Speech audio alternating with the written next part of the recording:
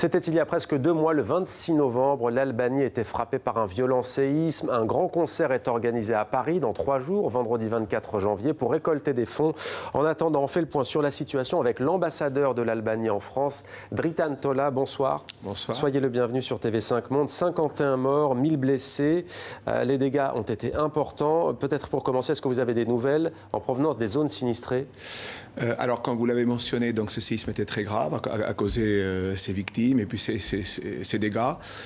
Beaucoup de solidarité, beaucoup d'efforts ont été mobilisés, beaucoup de secours ont été mobilisés, notamment venant des pays amis à ce moment-là, donc après le drame, notamment d'Italie, de Grèce, du Kosovo, de la Serbie, de la Roumanie, de la Macédoine du Nord, pour n'en citer que quelques-uns.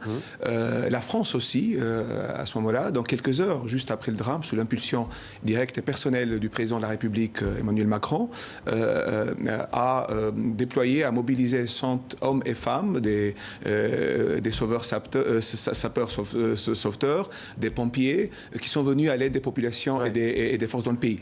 Alors, évidemment, la tâche la plus dure, ce sera la reconstruction. Ouais, et il y a cette conférence des donateurs, notamment? Tout à fait. Donc, il y a une conférence des donateurs qui aura lieu le 17 février à Bruxelles, coordonnée sous l'égide de la Commission européenne. Et nous espérons que la solidarité montrée juste après le séisme se reconfirme à l'occasion de cette conférence.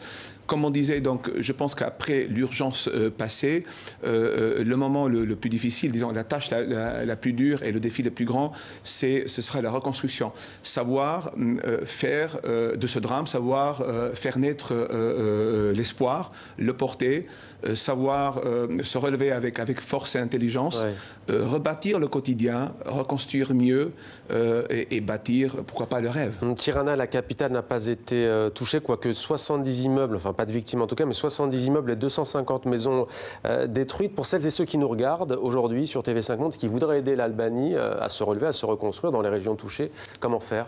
Tout à fait. Alors, il y a un fonds de solidarité qu'on peut trouver sur tous les réseaux sociaux, mobilisé par le gouvernement albanais. Puis après, auprès de chaque pays où nous avons une ambassade, une représentation diplomatique, nous avons aussi ouvert un lien pour pouvoir contribuer à ce fonds de solidarité.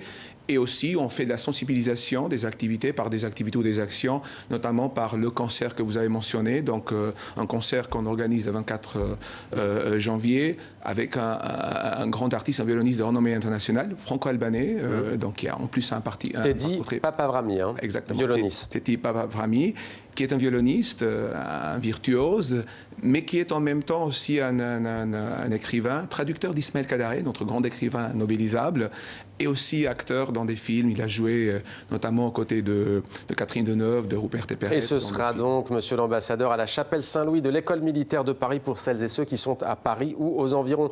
Merci beaucoup, monsieur l'ambassadeur, d'avoir répondu à nos questions.